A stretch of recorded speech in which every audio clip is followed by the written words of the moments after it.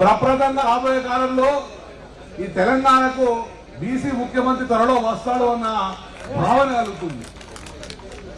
స్వాతంత్రం వచ్చినప్పటి నుంచి ఈ తెలంగాణలో కానీ సమైక్య రాష్ట్రంలో కానీ సంఖ్యాపరంగా రాజ్యాధికారం వస్తుందని భావించారు. కానీ ఇంతవరకు 70 సంవత్సరాలే బీసీ ముఖ్యమంత్రి వస్తుంది పోతుంది కానీ ఏ రోజు కూడా ఆ పల్లకి మీద ఎక్కలే. ఎప్పుడు పల్లకి మోసుకుంటూనే ఉన్నాం, మనం పల్లకి ఎక్కలే. కానీ మన తాత ముత్తాతలాగా మనం మోసపోవడం కాదు. అందరూ డెఫినెట్ గా మేము పల్లకి మోయేవరావు బాయ్ పల్లకి ఎక్కి కూర్చుంటామనే విధంగా కూడా ఈరోజు పోరాటం చేసే పరిస్థితి వచ్చింది. చాలా మంది పెద్దలు మాట్లాడారు. ముఖ్యమంత్రి రేవంత్ రెడ్డి గారు 42% ఇయ్యాలి ఇచ్చేదిగా భయ గుంజుకుంటాం, పక్కా గుంజుకుంటాం. గుంజుకునే పరిస్థితి వచ్చింది, తడుపుకునే పరిస్థితి లేదు. ఇస్తేనే ఇవ్వండి, లేకపోతే గుంజుకుందాం కూడా మేము సిద్ధంగా ఉన్నాం. ఎందుకోసం కామారి డిక్లరేషన్ ఒకసారి గుర్తుపెట్టుకోవాలి. గంపగుత్తగా బీసీ ఓట్లు అన్ని వేయించుకున్నావు. ఏం చెప్పినావు ఒక్కసారి గుర్తు చేసుకో.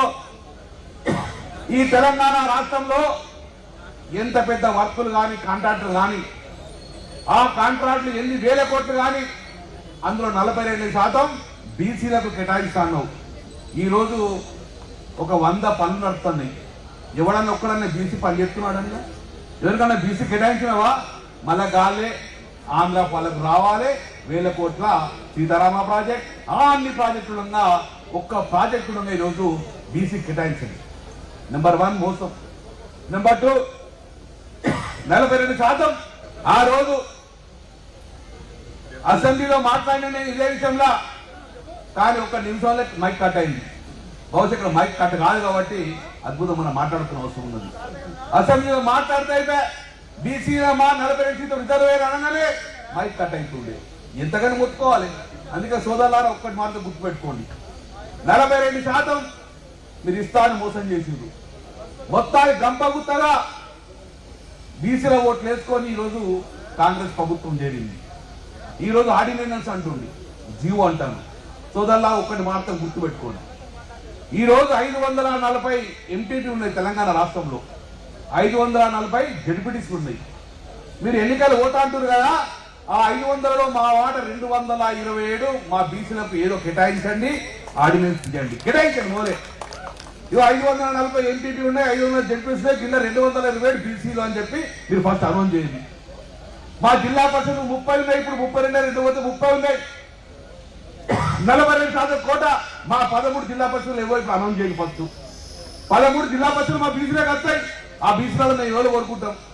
మున్సిపాలిటీ కార్పొరేషన్ 13 ఉన్నాయి, మున్సిపాలిటీ 105 ఉన్నాయి. ఇన్నిటిలో కూడా మా వాటా చెప్పండి. ఏ మున్సిపాలిటీ మాకు కేటాయిస్తారు? 12,750 సర్పంచులు ఉన్నారు. మా వాటా మాకు కేటాయించి ఇవి అన్ని కూడా మేము బీసీలకు ఇస్తామని చెప్పేసి ఆ ఆర్డినెన్స్ గారు గీసిన తర్వాతనే ఎన్నికల పోటీ కానీ మేము జీవో ఇస్తాం, ఆర్డినెన్స్ చేస్తాం. ఎవరో కోటుపై ఆవుతో నేనేం చేయాలని మోసపుచ్చే ప్రయత్నం చేయకు. మీరు మోసపుచ్చే విధంగా మోసపోయే పరిస్థితి లేదు.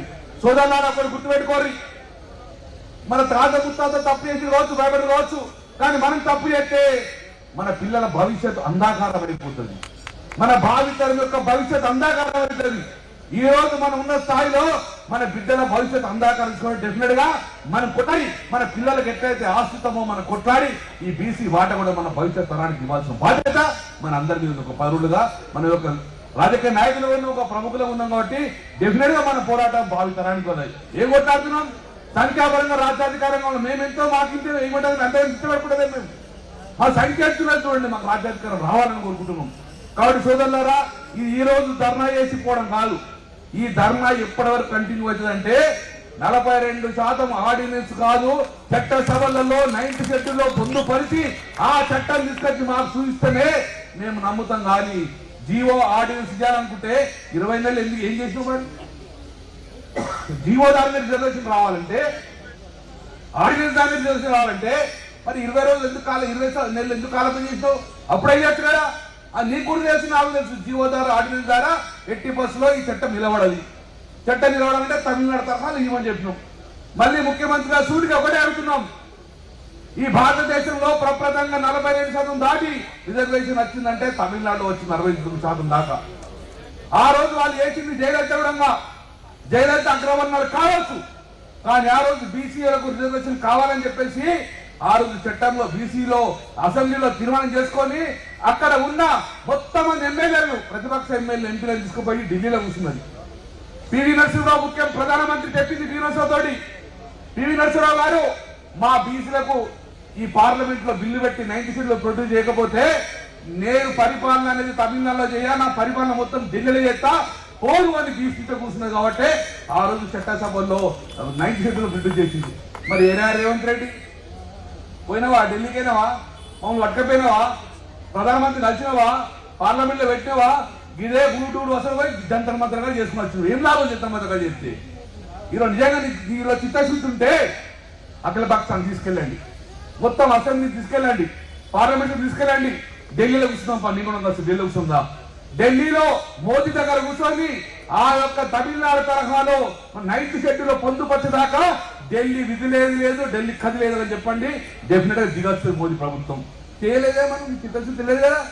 కాబట్టి ఈ యొక్క తమిళనాడు ముఖ్యమంత్రి అగ్రవర్ణ జయలలిత గారు ఎలా అయితే సాధించుకొచ్చిందో అలా సాధించుకొచ్చిన బాధ్యత ఈ సాగువాస రేవంత్ రెడ్డి గారు ఉన్నది.